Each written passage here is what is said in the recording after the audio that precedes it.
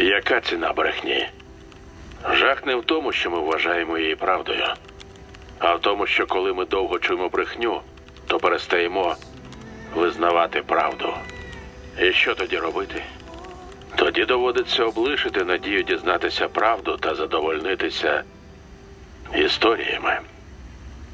Він залишиться тут, щоб був парад взірцем. Майже 200 000 душ на 500 років.